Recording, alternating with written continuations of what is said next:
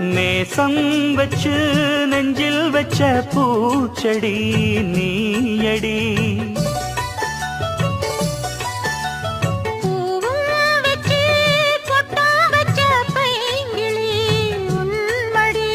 பாசம் வச்சு பாடும் பாட்டை கேளடி என் கண்மணி.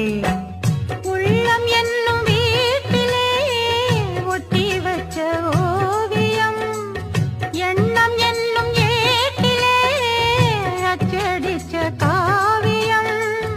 மனசுக்குள் கோயில் கட்டி மகராசி ஒன்ன வச்சு பொழுதானா பூச பண்ணி வாழுற.